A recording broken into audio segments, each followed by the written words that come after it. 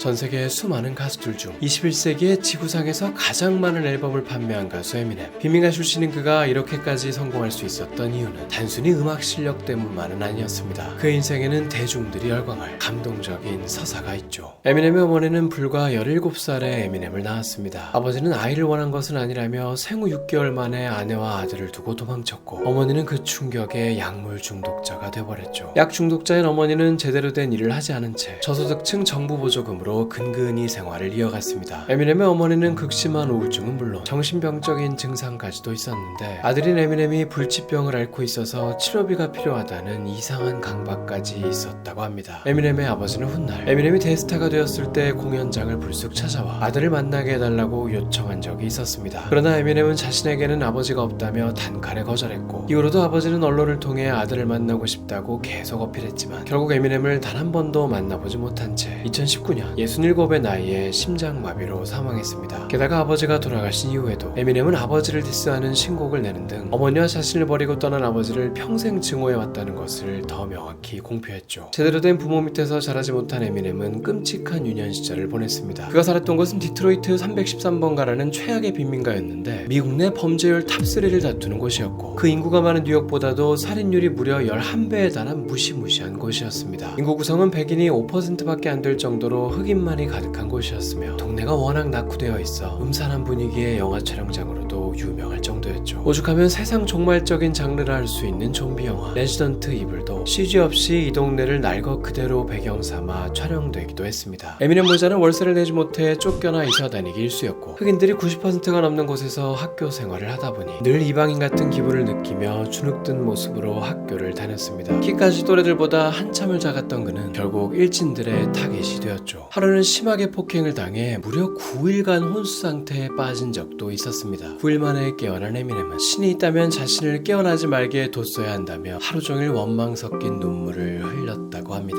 이렇게 아무런 희망도 꿈도 없어 보이던 그의 인생에 구원의 손길을 내민 자가 나타납니다. 바로 그의 외삼촌 로니 넬슨이었죠. 9일간의 혼수 상태 사건 이후 친척들은 에미넴의 어머니가 도무지 아이를 키울 수 없는 상태임을 직감했고, 결국 에미넴을 친척들 집을 돌아다니며 생활하게 했습니다. 이러다 보니 자연스럽게 외삼촌인 로니와 많은 시간을 보낼 수 있었죠. 사실 타이틀만 외삼촌이지 로니는 에미넴과는 동갑이어서 또래 친구나 마찬가지였습니다. 당시 로니는 힙합에 푹 빠져 있었고, 에미넴은 그를 통해 여러 힙합 음반들을 접할 수 있었죠. 에미넴이 특히 충격을 받았던 건 비스티 보이즈라는 그룹이었습니다. 흑인들만의 전유물로 여겨지던 힙합이라는 장르에 백인들로만 이루어진 최초의 그룹이었죠. 당시 비스티 보이즈는 완전한 힙합까지는 아니고 록 음악에 힙합을 접목시키는 식으로 슬쩍 발을 담그던 시기였지만, 당시에는 이조차도 백인이 힙합을 하려고 했다는 점에서 엄청난 논란이 되었습니다. 이 논란을 이해하려면 미국 흑인 문화에 대한 이해가 필요합니다. 악명 높은 노예제도로 인해 100년이 넘는 세월 동안 마치 가축과도 같은 끔찍한 취급을 받아왔던 미국의 흑인들은 백인들을 향한 적대감, 울분, 슬픔 등 부정적인 감정을 음악을 통해 표출하곤 했죠. 이러다 보니 재즈, 블루스, R&B, 소울 등 많은 흑인 음악 장르들이 탄생하게 됐습니다. 초창기의 흑인 음악들은 이런 울분 섞인 감정을 가사 안에 고스란히 담고 있죠.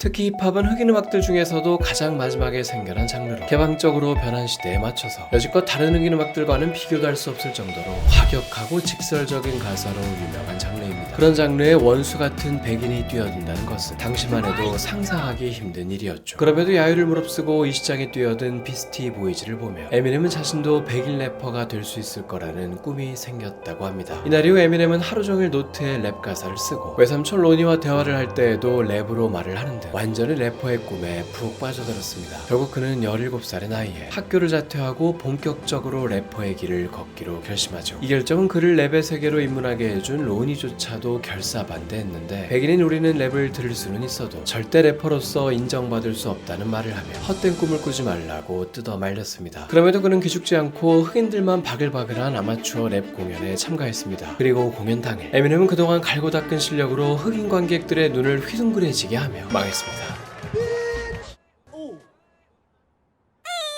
야유에 휩싸인 것은 물론이거니와 아예 무대에서 끌려 내려와 쫓겨나기까지 했죠. 그 이유는 랩을 하던 도중 백인으로서는 절대 해서는 안 될 행동을 해버렸기 때문입니다. 바로 그 유명한 특정 단어를 내뱉은 것이죠. 이 단어는 바로 N워드였습니다. 본래 흑인 노예를 뜻하는 단어로 흑인들끼리는 친숙함을 표현할 때 쓰이기도 하지만 흑인이 아닌 인종은 절대 말할 수 없는 금기의 단어이죠. 목숨을 위협받을 수 있을 정도로 어마어마한 인종차별적 단어로 여겨집니다. 이렇듯 흑인처럼 랩을 하기만 하면 금기의 단어마저 받아들여질 줄 알았던 순진한 에미넴은 첫 공연부터 쫓겨나며 이쪽 세계가 백인에게 결코 호의적이지 않음을 몸소 깨달았습니다. 에미넴이 이렇게 직접 겪어보고 나서야 깨달음을 얻었듯 많은 분들이 직접 겪어보고 신기했던 서비스가 있습니다. 이번 영상에 큰 도움 주신 파트너사 여러분께 잠시 소개해드리겠습니다. 휴대폰 필요할 때 여길 모르면 큰 손해입니다. 단통법 폐지 이슈로 전환지원금을 최대로 드리는 곳이며 오직 아정당에서만 가능한 비밀 지원금도 있죠. 부가 서비스 가입 없이 지원금 최대로 받고 16시 이전에 전화로 신청하면 당일 배송 받을 수도 있습니다. 거기다 약정 끝날 인터넷, 정수기도 귀찮다고 가만히 두면 최대 77만원이나 손해인데요. 인터넷 TV는 최대 47만원, 가전 렌탈은 최대 30만원, 둘 다 바꾸면 최대 77만원을 설치 당일 받을 수 있습니다. 이 지원금은 경품고시에 따른 합법적인 지원금이니 걱정하실 필요 없습니다. 아정당은 전국 7곳 상담센터와 부산 오프라인 매장을 보유한 국내 최대 규모 대리점으로 365일 연중 무휴로 밤 10시까지 무료 상담 가능합니다. 포장이사, 이사 청소도 가능하니 이사 예정인 분들이라면 아정당에서 무료 비대면 견적도 받아보세요. 현재 아정당 22만 유튜브에서는 최신폰 추첨 증정 구독자 이벤트도 진행 중이니 이것 또한 당첨 노려보시길 바랍니다. 휴대폰, 인터넷, 정수기, 그리고 이사 청소까지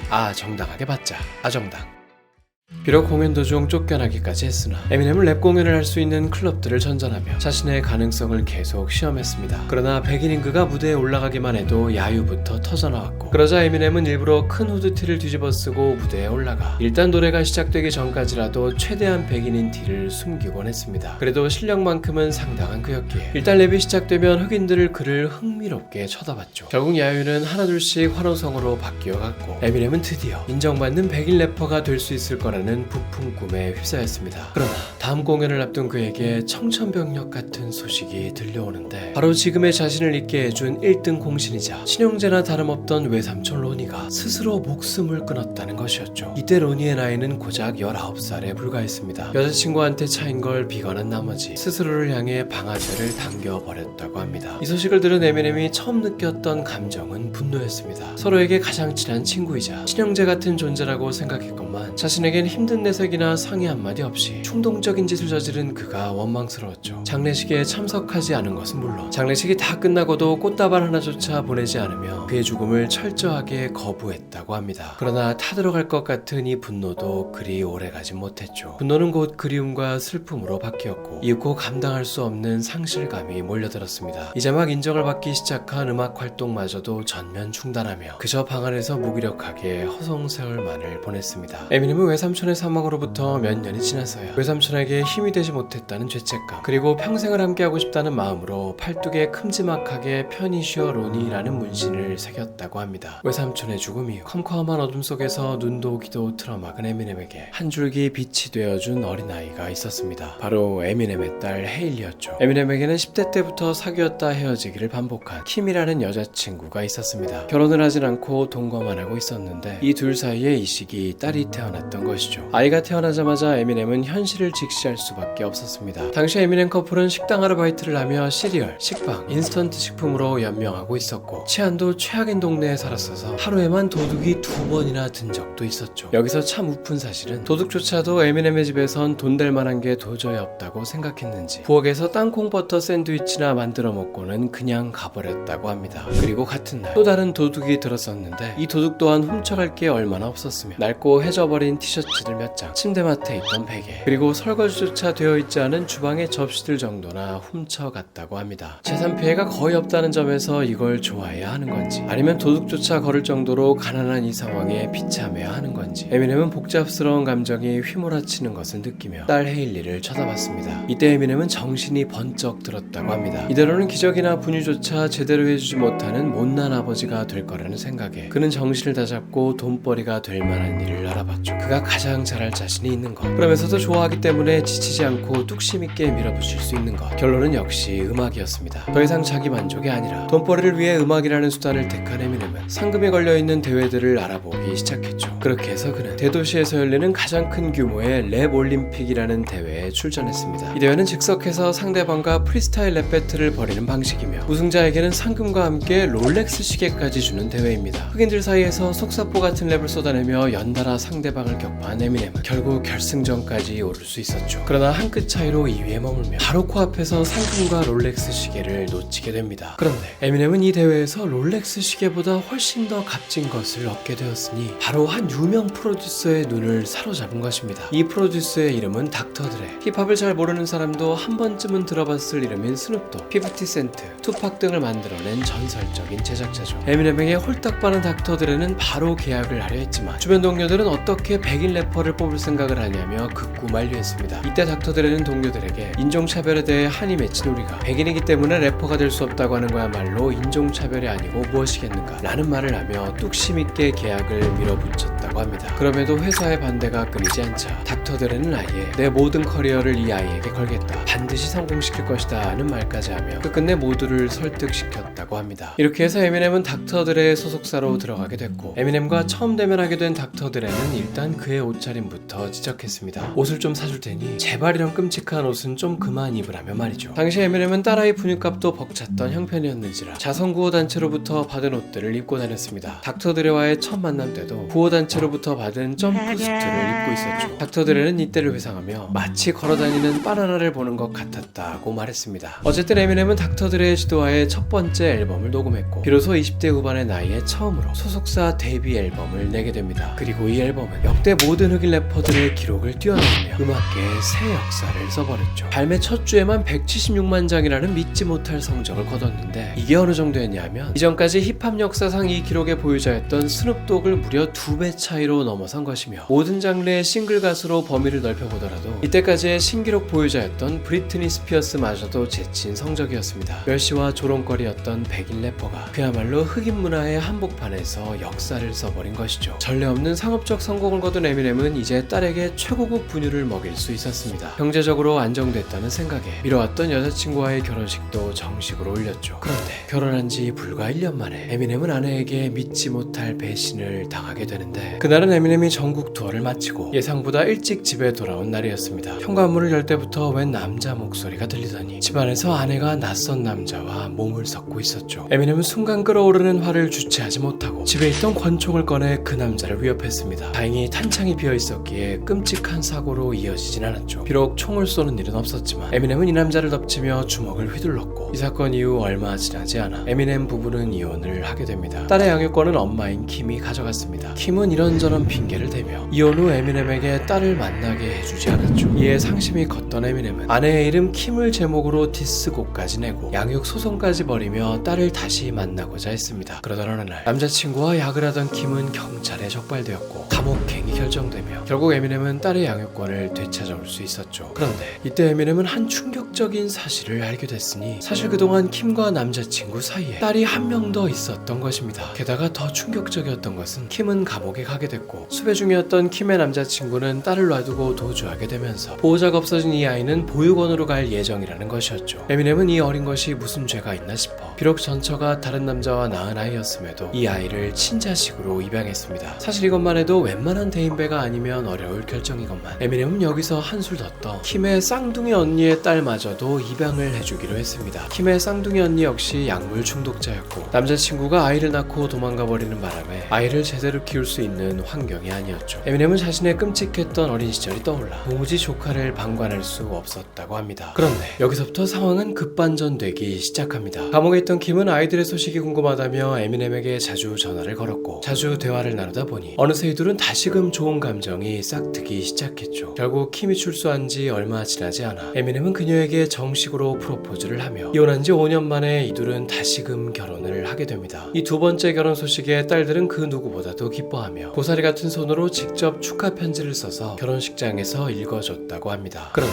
이들의 재혼 생활은 이미 한 번 깨져버린 유리병을 억지로 접착제로 붙여놓은 듯 위태위태했습니다. 결국 오래 버티지 못하고 산산조각 나고 말았죠. 재혼한 지 불과 한 달 만에 별거에 싱어송라이터에 들어가더니 바로 또 이혼을 하게 됩니다. 똑같은 사람과 두 번의 연달은 이혼이 충격이 컸던 것인지 에미넴은 이혼을 확정지은 그날 죽을 때까지 두 번 다시는 결혼하지 않겠다고 스스로에게 맹세했다고 합니다. 실제로 50살이 훌쩍 넘은 현재까지도 그는 결혼과는 거리가 먼 삶을 살고 있죠. 이 두 번째 이혼은 여러 언론에서 대서특필됐습니다. 이럴 거면 뭐하러 재결합했나, 졸지 애들만 더 큰 상처를 받게 됐다며 에미넴을 향한 비난과 조롱이 잇따랐죠. 그 인기만큼이나 안티도 많을 수밖에 없기에 시상식에서 수상소감을 발표하던 순간조차 야유가 끊임없이 터져나와 거의 방송사고가 나기도 했습니다.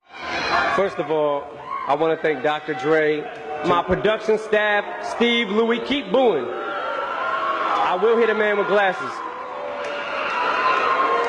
My family, Haley.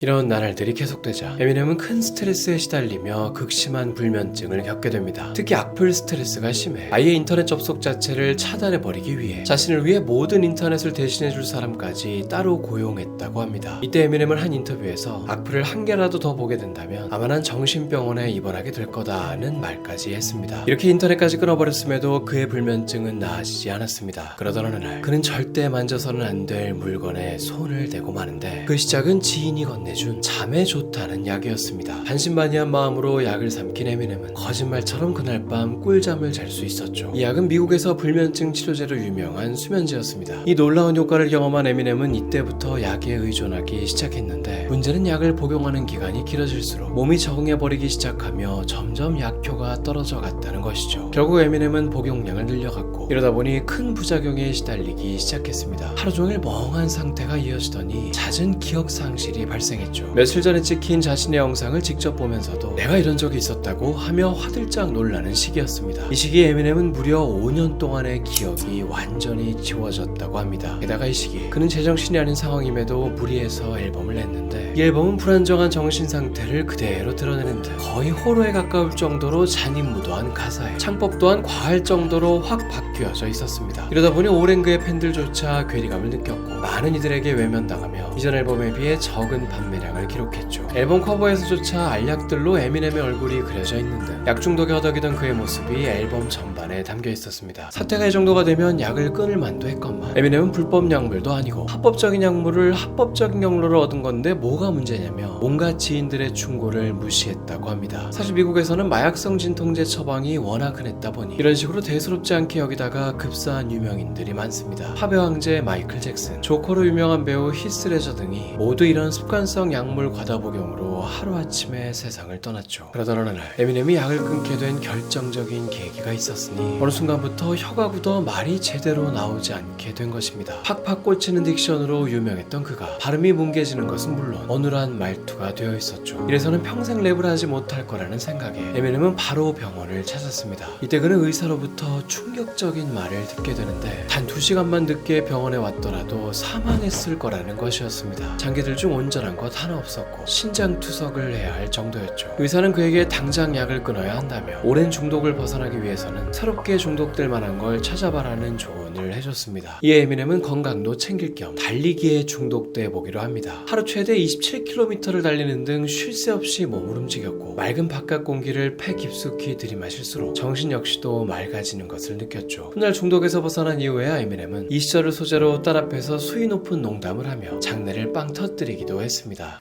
Almost died from an overdose in 2007, which kind of sucked because Haley, plug your ears. Because drugs were f***ing delicious. God damn. Okay, Haley, you're good.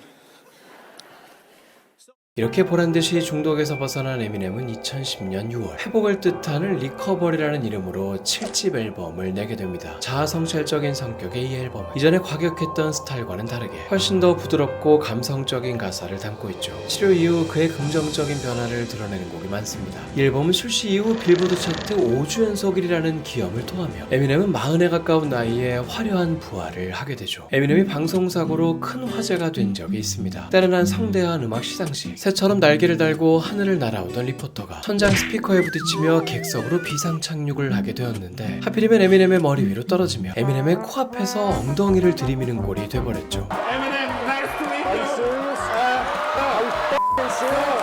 Yo, 그 자세 그대로 깔깔대며 진행을 이어가려는 리포터에게 에미넴은 화를 참지 못했는지 그대로 식장을 나가버렸고, 시상식이 끝난 이후 인터넷은 이 사건으로 난리가 났습니다. 그런데 한참 후에야 이날의 전말이 밝혀졌으니 사실 이 모든 건 에미넴의 연기였다는 것입니다. 사전에 짜여진 꽁트였던 것이죠. 이날 화가 단단히 난 척 식장을 빠져나온 에미넴은 스스로의 연기력에 너무 만족해 호텔에 복귀하고 나서도 자신이 나온 장면을 돌려보며 1시간 넘게 배꼽을 잡고 박장대소했다고 합니다. 그러나 도무지 연기라고 볼 수 없을 정도의 정색이어서 그런지 사람들 중에는 짜여진 각본이라는 걸 믿지 않으며 에미넴이 뒤늦게 여론을 수습하려 거짓말을 하는 것이다는 말도 돌았죠. 이게 정말 짜여진 각본이라면 그 많은 사람들 틈에 절묘하게 에미넴 얼굴 앞에 엉덩이를 갖다 댄 크레인 조종사는 인형 뽑기 초고수일 것이라며 말이죠. 에미넴이 인터넷에서 화제가 됐던 건 시상식 때만은 아니었습니다. 그가 한국에서 겪은 한 사건으로 인해 인터넷이 발칵 뒤집힌 적이 있었죠. 때는 2012년 에미넴이 한국에서 콘서트를 열었을 때였습니다.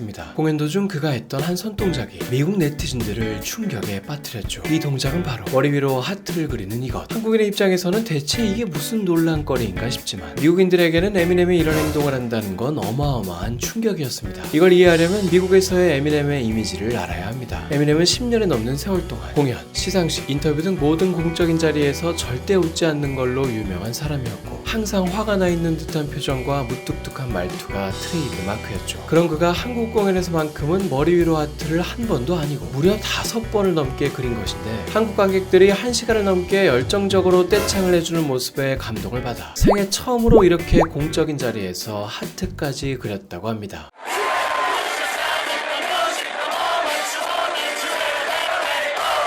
이 하트를 본 미국의 네티즌들은 에미넴 콘서트를 10번을 넘게 갔지만 저런 감정 표현은 처음 봤다. 저건 하트가 아니라 너의 두개골을 둘로 쪼개버리겠다는 욕을 한 것이다. 절대 하트일 리 없다. 그저 곁담을 말리는 중이었을 거다 등의 반응을 올리며 멘붕에 빠진 심경을 고스란히 드러냈습니다. 이 사건 이후 무려 10년이나 훌쩍 지났지만 아직까지도 구글에서 에미넴 하트를 검색하면 연관 검색어로 코리아가 가장 상단에 뜨고 있죠. 사실 에미넴이 이렇게까지 한국에서 흥분했던 이유 중에는 옆나라 일본도 한몫했습니다. 한국에 오기 직전 그는 일본에서 공연을 했었는데 일본인 관객들의 호응이 워낙 없어서 확 비교가 되었던 것이었죠.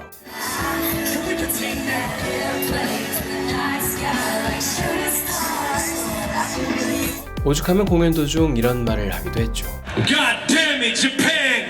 Make some mother noise for yourselves! 사실 일본인들의 이런 반응은 에미넴을 싫어해서가 아니라 일본에선 좋아하는 가수일수록 떼창보다는 경청해주는 문화가 있기 때문입니다. 그러나 이런 반응을 처음 겪은 에미넴은 아시아 국가 문화가 다 이런 줄 알고 크게 실망했었다고 합니다. 그런 그가 한국에 와서는 180도 다른 호응을 겪게 되니 화들짝 놀랄 수밖에 없었던 것이죠. 실제로 처음 떼창이 시작되자 당황하여 눈이 휘둥그레지는 모습이 고스란히 화면에 잡히기도 했습니다. 에미넴은 돈에 대한 가치관으로도 유명합니다. 고급차, 액세서리 등 돈을 과시하는 이들이 많은 힙합계에서 돈 자랑을 하지 않는 이미지로는 에미넴이 단연 1순위이죠. 브랜드 없는 티셔츠에 후드티를 입고 가장 자주 즐겨 먹는 음식도 값싼 패스트푸드입니다. 특히 타코벨을 너무 좋아해 심지어 콘서트 당일에도 대기실에서 타코벨을 먹을 정도라고 하죠. 엄청난 부를 거머쥐었음에도 하도 돈을 안 쓰는 것으로 유명하다 보니 오죽하면 한 방송에서 이래서야 래퍼들의 이미지에 해를 끼치는 건 아니냐, 다이아몬드라도 좀 사고 그래야 하지 않냐고 질문을 받은 적이 있습니다. 이때 에미넴은 사실 나도 롤렉스 시계를 하나 산 적이 있다며 에미넴 기준에서는 나름 폭탄 선언을 했죠. 그런데 여기서 반전은 기껏 롤렉스 시계를 사놓고도 스크래치가 날까봐 집안에만 고이 모셔두었으며 사기 전에도 몇 번이나 매니저에게 내가 롤렉스를 사도 되는 거 맞냐, 이거 사면 딸한테 쓸 돈만 더 없어지는 건 아니냐며 발을 동동 굴렀다는 것입니다. 결국 1000만원짜리 롤렉스를 지른 후에도 에미넴은 집안에만 감상용으로 놔둔 채 오랜 세월 10만원짜리 시계만 차고 다녔고, 이런 글을 보다 못한 한 잡지사가 인터뷰에서 이런 질문을 한 적도 있습니다. 지난 10년간 전 세계에서 가장 많은 앨범을 판매한 가수로 뽑히셨으니 상당한 돈이 있으실 텐데 이 돈을 어떻게 쓰시나요? 라는 질문이었죠. 이때 에미넴은 그냥 저축합니다.